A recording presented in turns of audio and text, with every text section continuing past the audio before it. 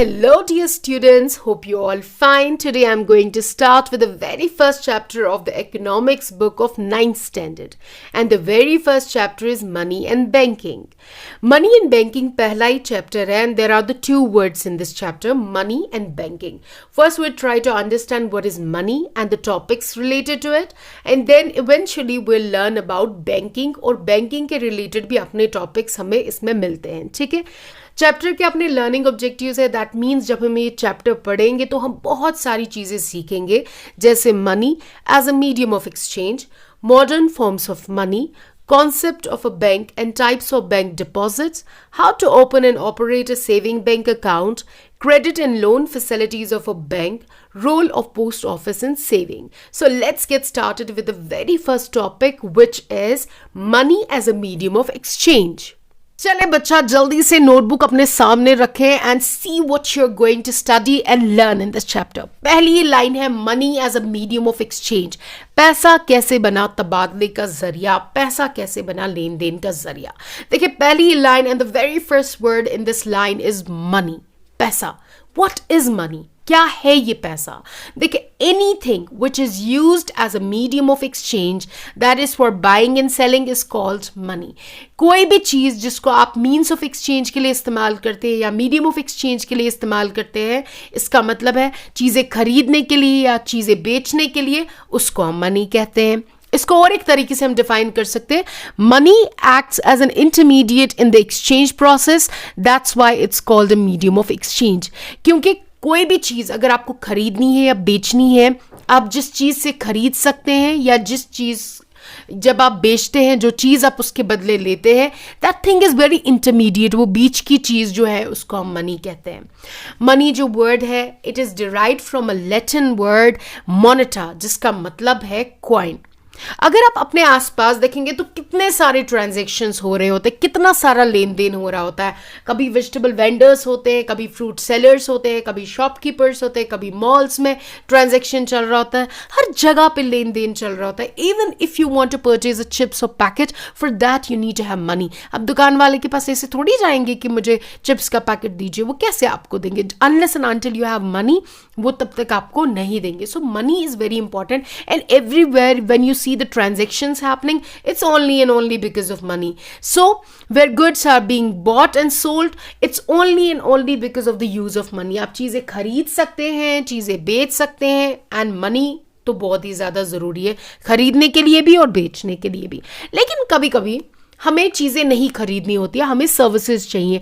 For example, मैं ठीक नहीं हूँ, मैं बीमार हूँ और मुझे उसके लिए डॉक्टर के पास जाना है. दैट मीन्स मुझे कोई सामान नहीं चाहिए, मुझे सर्विस चाहिए, मुझे खिदमात चाहिए, मुझे एक I need someone who would provide the service. अब मैं डॉक्टर के पास जाऊँगी, मुफ्त में थोड़ी मेरा इलाज करेगा, एंड फॉर दैट मुझे वहाँ पे फीस भरना है, एंड फीस भरने के बाद मेरा इलाज होगा. Same is with the teachers. अगर आपको पढ़ना है, पढ़ाई करनी है, and teacher is teaching you, it's only because she is providing you the service because you are paying her. आप उसको पे करते हैं तभी वो आपको सर्विस प्रोवाइड करती है.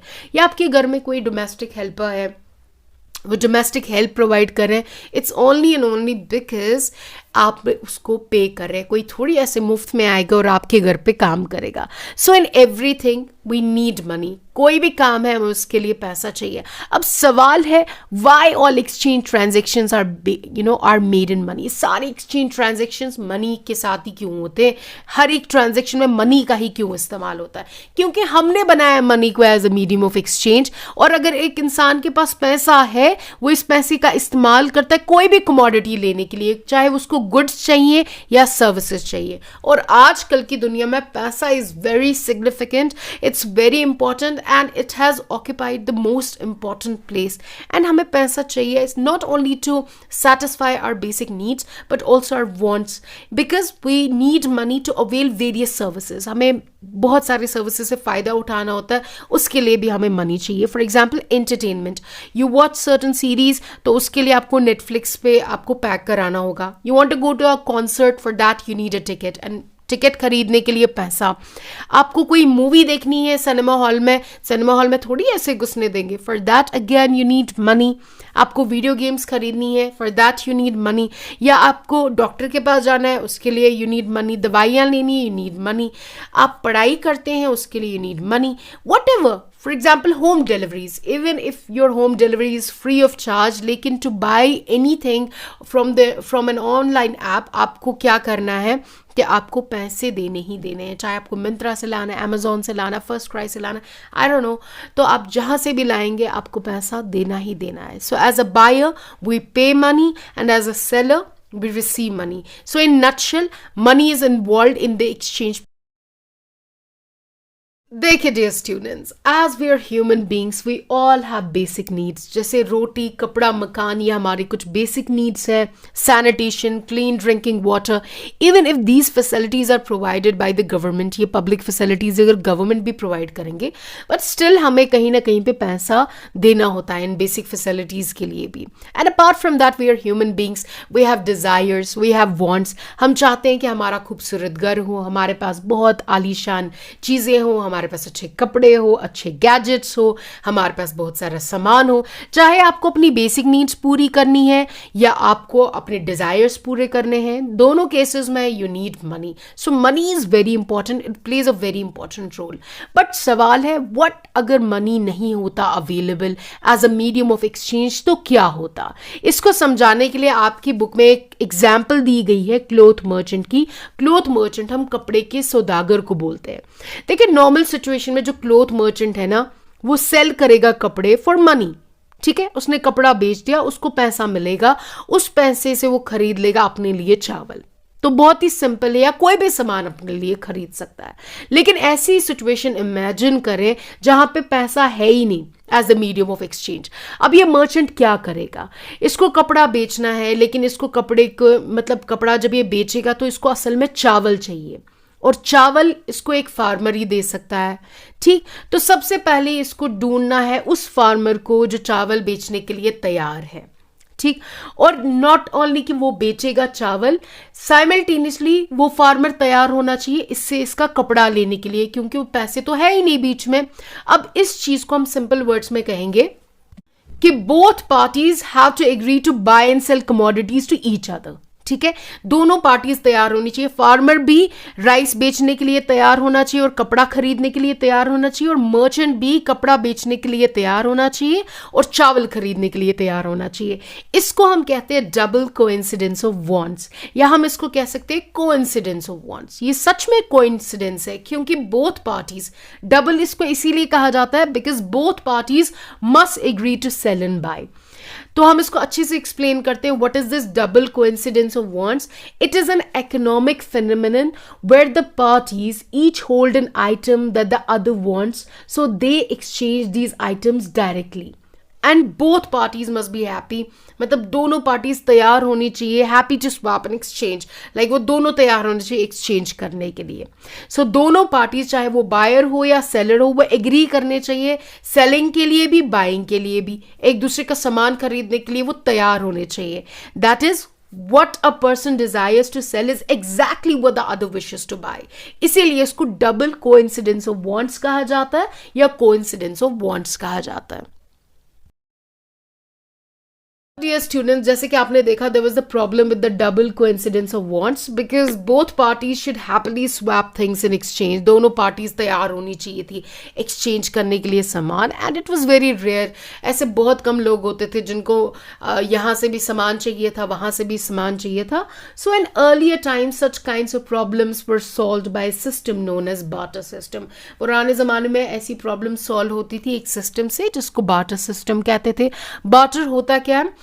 Barter is a system of exchange in which participants in a transaction directly exchange goods and services for other goods and services without using a medium of exchange such as money। इसका मतलब ये है कि barter system में goods are exchanged for goods, सामान के बदले सामान मिलता था, सर्विस के बदले सर्विस मिलती थी, और बीच में पैसे का बिल्कुल भी इस्तेमाल नहीं किया जाता था। There was no medium of exchange, ठीक। देखेंगे problems faced in double coincidence of wants. I give you 3 problems. उसमें क्या थी? पहला प्रॉब्लम ये था कि उस इंसान को ढूंढना पड़ता था, पहले सर्च करना पड़ता था उस इंसान को जिसको जरूरत थी जो चीज आप बेचने जा रहे हैं। And it require 2 people to have goods they are willing to sell. ये दूसरी प्रॉब्लम थी। तीसरी प्रॉब्लम थी, इकोनॉमिक एंथ्रोपोलॉजिस्ट कहते थे डबल कोइंसिडेंस ऑफ वांट जो है काफी ज्यादा रेयर है and which generally was very rare, क्योंकि आपको वो इंसान ढूंढना था जिसको आपकी चीज चाहिए और आपको उसकी चीज चाहिए। वो बेचने के लिए तैयार है, आप खरीदने के लिए तैयार है, आप बेचने के लिए तैयार है, वो खरीदने के लिए तैयार है। So it was really complicated, right? तो इस चीज को, इस मसले को खत्म करने के लिए हमें एक कॉमन मीडियम ऑफ एक्सचेंज चाहिए था which would be acceptable to all. And वो कॉमन मीडियम ऑफ एक्सचेंज हमारे पास आ गया जिसको हम कहते हैं मनी। मनी की वजह से सबसे बड़ी प्रॉब्लम खत्म हो गई which was the double coincidence of want. अब जो क्लोथ मर्चेंट है, he could sell clothes in the market against money and in return will be able to buy food against money। वो चीजें बेचेगा, पैसे कमाएगा और खुद सामान खरीदेगा उस पैसे से जो भी उसको खरीदना है। उसको इंसान को ढूंढने की जरूरत नहीं है, उसको मोटिवेट करने की जरूरत नहीं है, ऐसा कुछ भी नहीं है। सो मनी को हम एज एन इंटरमीडिएट यूज करते हैं in the exchange process and that is why we call it medium of exchange. Simple words में हम कह सकते हैं money is any medium that can be exchanged for goods and services, या anything which is widely accepted in payments for goods and services, उस चीज को हम money कहते हैं। and money is a legal finder। you would legally मतलब इसको हर एक accept करता है, इसको कोई reject नहीं कर सकता। So dear students, हमें पता चला कि money is a legal finder, that means legally no one can refuse money in exchange. This is all for today. See you soon in the next video. Don't forget to like, share and subscribe to my channel. Take care.